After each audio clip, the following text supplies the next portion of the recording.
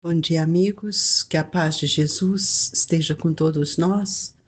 Iniciamos hoje mais um capítulo, pedindo a Jesus que nos proteja, que nos ilumine, que os nossos pensamentos tenham essa abertura para compreender o que o Cristo veio nos ensinar. O capítulo de hoje é um capítulo que nos traz bastante reflexão, justamente por trazer, o próprio nome já é um pouco estranho, né? A estranha moral. Para que a gente saia um pouco do pé da letra e compreenda o significado que o Cristo veio nos ensinar. Então, nós vamos ler Quem não odeia seu pai e a sua mãe.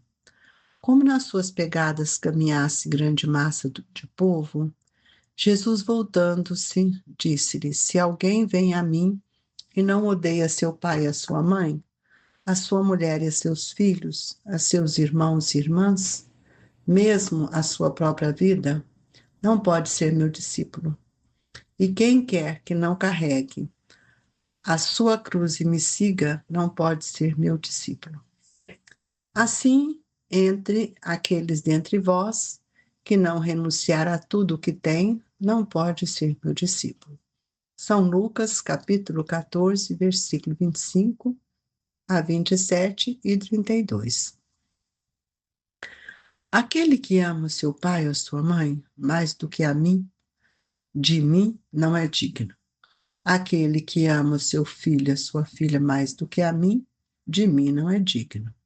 São Mateus capítulo 10, versículo 37. Certas palavras, aliás, muito raras, atribuídas ao Cristo, fazem tão singular contraste com seu modo habitual de falar que instintivamente se lhes repele o sentido literal, sem que a sublimidade da sua doutrina sofra qualquer dano. Escritas depois de sua morte, pois que nenhum dos evangelhos foi redigido enquanto ele vivia. Lícito é acreditar-se que, em casos como este, o fundo do seu pensamento não foi bem expresso, ou, o que não é menos provável, sentido primitivo, passando de uma língua para outra, há de ter experimentado alguma alteração. Basta que um erro haja cometido uma vez para que os copiadores o tenham repetido, como se dá frequentemente com relação aos fatos históricos. O termo odiar, nessa frase de São Lucas, se alguém vem a mim e não odeia o seu pai e a sua mãe, está compreendida nessa hipótese. A ninguém acudirá atribuí-la a Jesus. Será então supérfluo discuti-la, e ainda mesmo tentar justificá-la? Importaria primeiro saber se ele a pronunciou, e, em caso afirmativo, se na língua em que se exprimia, a palavra em questão tinha o mesmo valor que na nossa. Nessa passagem de São João, aquele que odeia sua vida neste mundo, a conserva para a vida eterna. É indubitável que ela não exprime a ideia que lhe atribuímos. A língua hebraica não era rica e continha muitas palavras com várias significações. Tal, por exemplo, a que no Gênesis designa as fases da criação, servia simultaneamente para exprimir um período qualquer de tempo e a revolução diurna. Daí mais tarde a sua tradução, pelo termo dia e crença, de que o mundo foi obra de 6 vezes 24 horas. Tal também a palavra com que designavam um camelo e um cabo, às vezes que os cabos eram feitos de pelos de camelo. Daí haverem se traduzido pelo termo camelo na alegoria do buraco de uma agulha. Cumpre o demais se estenda aos costumes e ao caráter dos povos, pelo muito que influi sobre o gênio particular de seus idiomas. Sem esse conhecimento, escapa a miúde o sentido verdadeiro de certas palavras. De uma língua para outra, o mesmo termo se reveste de maior verdadeiro, de maior ou menor energia. Pode, numa, envolver injúria e blasfêmia, e carecer de importância noutra ideia de que suscite. Na mesma língua, algumas palavras perdem seu valor com o correr dos séculos. Por isso é que é uma tradução rigorosamente literal, nem sempre exprime perfeitamente o pensamento, e que para manter a exatidão se tem as vias de empregar não termos correspondentes, mas outros equivalentes ou perifrases. Essas notas encontram aplicação especial na interpretação das Santas Escrituras, e em particular dos Evangelhos. Se não levarmos em conta o meio em que Jesus vivia, fica exposto a equívocos sobre o valor de certas expressões e de certos fatos, em consequência do hábito em que está de assimilar os outros a si próprio. Em todo caso, cumpre despojar o termo odiar da sua acepção moderna, como contrário ao espírito do ensino de Jesus. Nós convidamos a todos a elevar os nossos pensamentos até Jesus, pedindo ao nosso Mestre que possa, Senhor, nos fortalecer nas vibrações amorosas dos nossos benfeitores amigos. Que nesta hora possamos elevar os nossos pensamentos até Jesus, para que todos nós sejamos amparados pelo seu amor.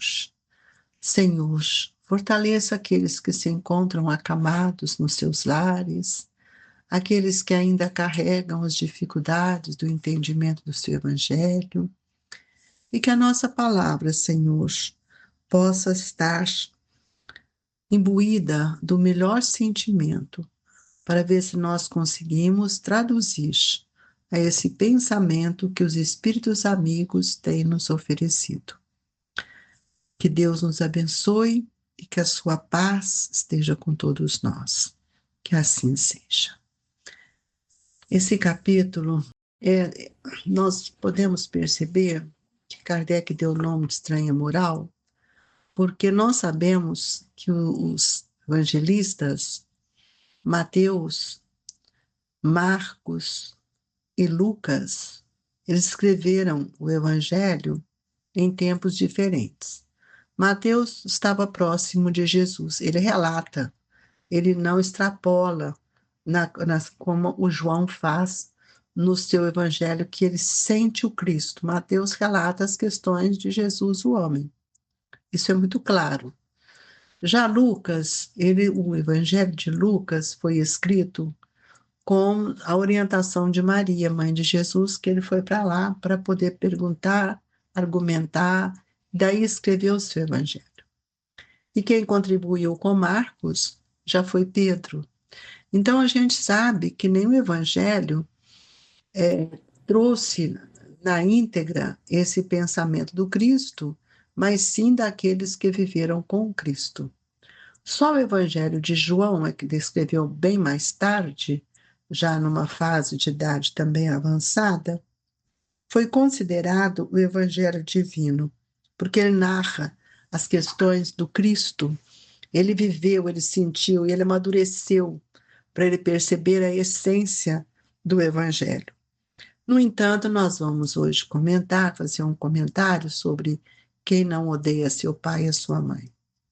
Vejamos bem, se Jesus veio nos trazer como o segundo mandamento, amar ao próximo como a si mesmo, meu pai e minha mãe são meus irmãos. Então, jamais ele ia pedir que eu odiasse. Então, essa é uma interpretação que nós precisamos respeitar, mas ela não condiz com o pensamento da íntegra do que o Cristo nos trouxe. Então, nós vamos ver que todos nós temos aqueles familiares divergentes. Nós, no nosso lar, cada um tem um pensamento, cada um tem uma condição evolutiva, cada um pensa de um jeito. E, muitas vezes, nós somos defrontados pelas opiniões dos nossos companheiros, pela sua incompreensão, pela sua condição de expressar, dentro do nosso lar. Então, é importante que a gente possa perceber que todos os princípios que nós aceitamos do cristianismo redivivo, ele se fundamenta nos fatos que Jesus nos trouxe. Nós também temos outra questão que precisamos analisar, é a questão que o Evangelho nos mostra da falta de expressão de linguagem, porque o aramaico, o vocabulário, a língua era muito pobre. Então, no nosso ambiente familiar, nós temos aqueles espíritos que são descrentes. A gente sabe disso, mas nem por isso nós vamos deixá-los de amar. Então, o cristianismo redivivo é essa doutrina espírita que vem nos esclarecer, nos explicar, e ela vai mais além do que aquilo que o Cristo falou, porque ele mesmo diz que não poderia nos dizer tudo. Então, nós vamos ver que a certeza da sobrevivência do espírito, além da morte, eles nos reconforta no trato com os amigos, tanto os espirituais como aqueles que caminhamos com ele. Então, é preciso que a gente edifique em nós a ideia da reencarnação, para que possamos compreender os elevados mistérios, os elevados momentos que todos nós trazemos, mesmo até da mediunidade, que muitas vezes sofre esse antagonismo. E isso vai ocorrer na nossa experiência diária, que não converte a luz interior das convicções daqueles que beneficiam conosco. A estrutura familiar, ela vem comprometendo-lhe cada vez mais, justamente por estarmos cada um achando que estamos com direito de falar e de trazer essa verdade. Ora, nós sabemos que isso não é verdade, porque a doutrina espírita ela é muito clara. Então, nós temos que entender que aquele que ama o seu pai e a sua mãe, quando ele fala mais do que a mim, e de mim não é digno, aquele que ama o seu filho ou a sua filha mais do que a mim, de mim não é digno. Fica uma coisa assim, bem, para nós ainda um pouco confusa, um pouco preocupante em relação a isso que a espiritualidade vem nos mostrar.